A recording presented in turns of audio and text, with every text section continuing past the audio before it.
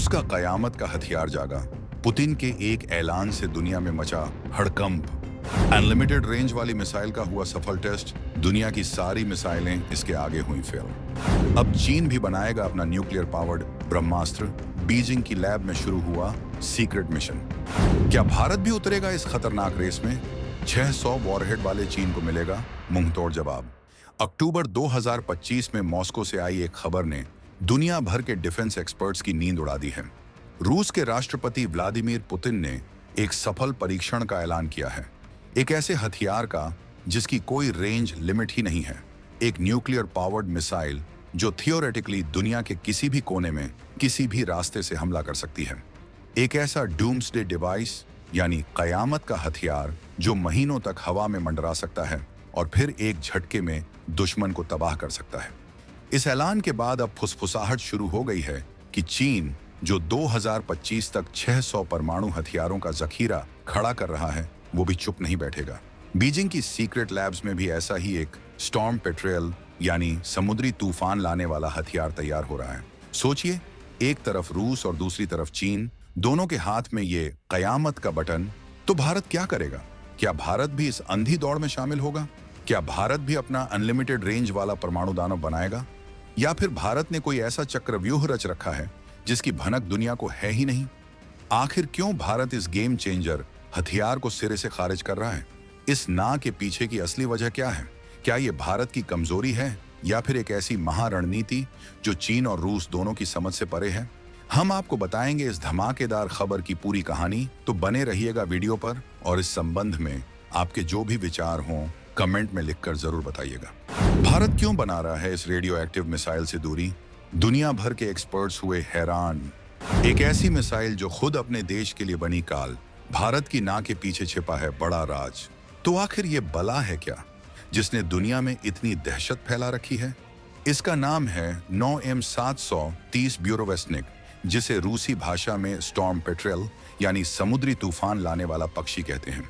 Putin इसे अपनी अजेय मिसाइलों में से एक बताते हैं। कागजों पर यह एक nuclear powered, nuclear armed cruise missile है, यानी इसके अंदर एक छोटा सा कॉम्पैक्ट न्यूक्लियर रिएक्टर लगा है जो इसे हवा से ऑक्सीजन लेकर लगभग अनलिमिटेड रेंज तक उड़ने की ताकत देता है। ये कोई आम बैलिस्टिक मिसाइल नहीं है जो रॉकेट की तरह सीधे आसमान में जाकर गिरती है।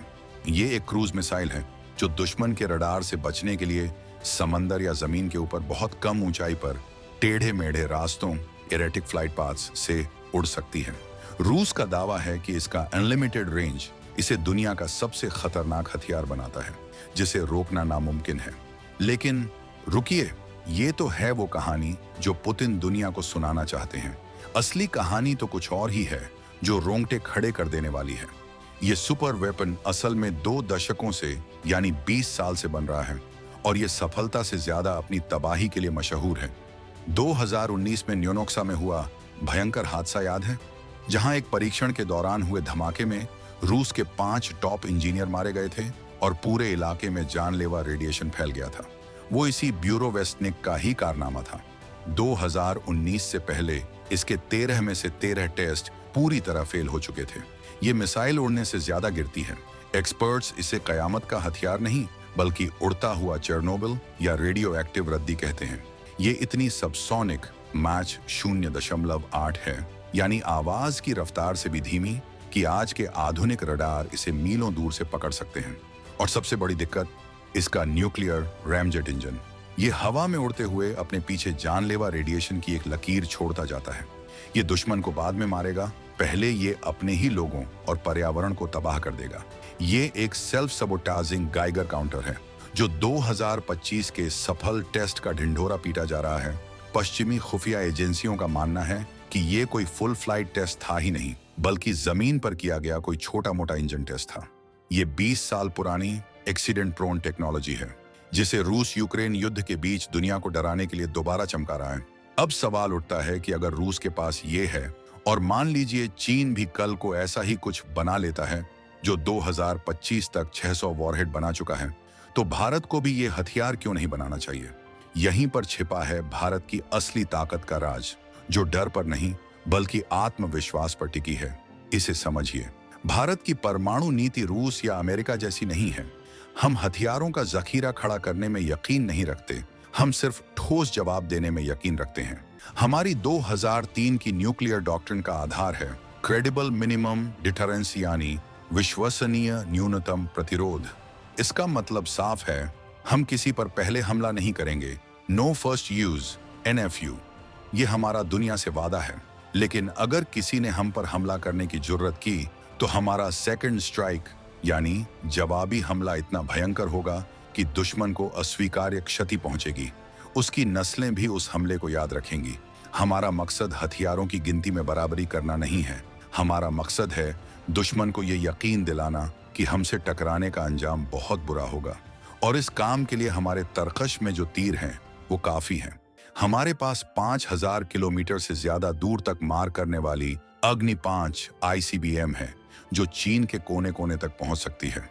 हमारे पास INS अरिहंत जैसी परमाणु पनडुब्बियां हैं जो समंदर की गहराइयों में छिपकर के सीरीज की SLBMS दाग कर दुश्मन के शहरों को नक्शे से मिटा सकती हैं।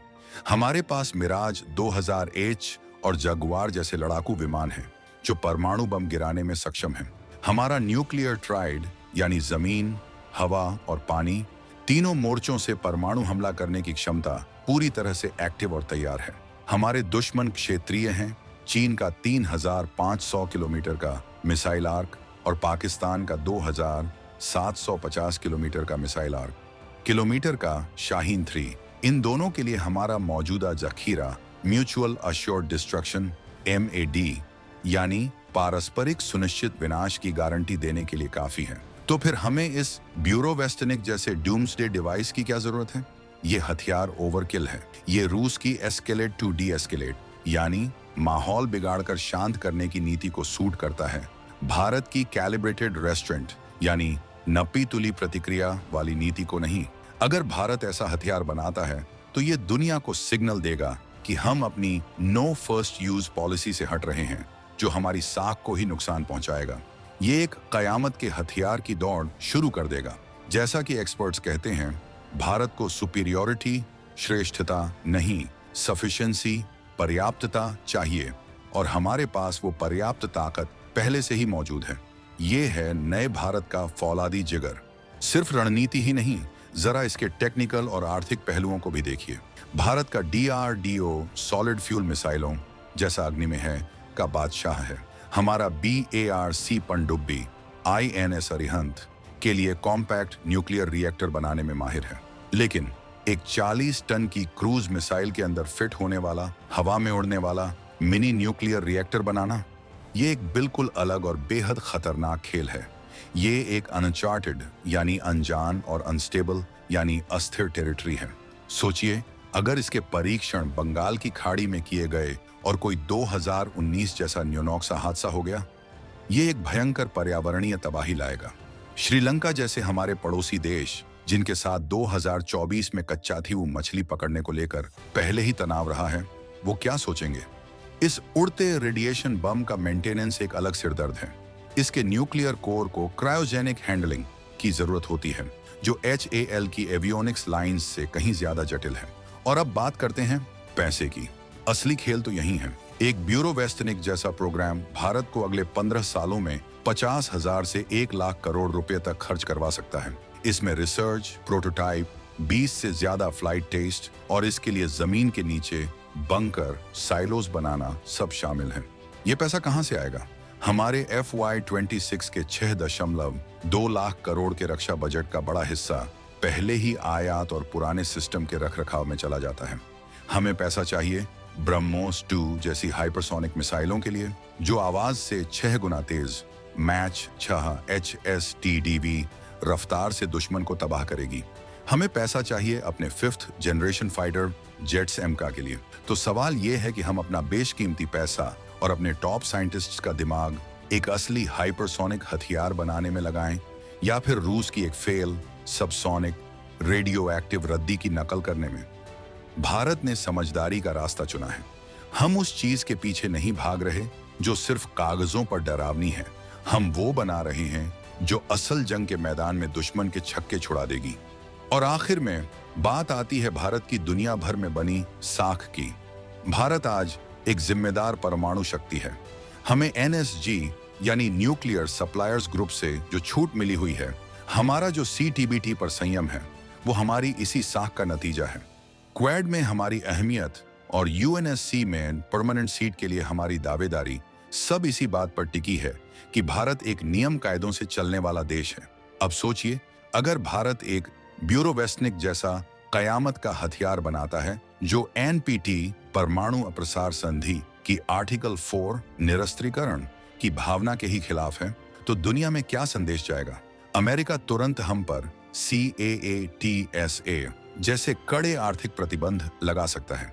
यूरोपियन यूनियन हमारी डुअल यूज टेक्नोलॉजी, जिसका इस्तेमाल सेना और आम नागरिक दोनों कर सकें, पर बैन लगा सकता है।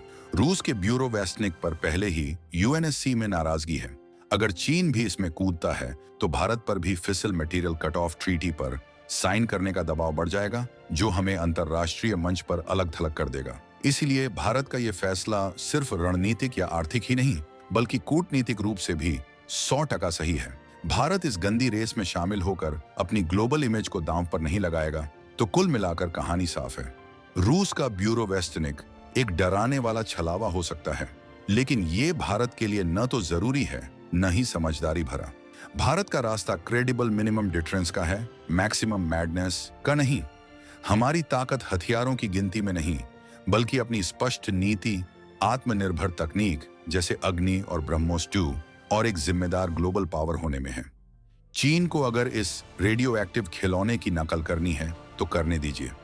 भारत अपनी असली ताकत हाइपरसोनिक हथियारों पर फोकस कर रहा है, जो चुपचाप, तेजी से और सटीक तरीके से दुश्मन को सबक सिखाएगी। ये है नए भारत की स्मार्ट और घातक रणनीति। आपको क्या लगता है, क्या भारत का इस रेस से दूर रहना एक मास्टर स्ट्रोक है, या भारत को भी चीन को जवाब देने के लिए ऐसे ही डूम्सडे हथियार बनाने चाहिए? अपनी राय कमेंट्स में जरूर बताइएगा।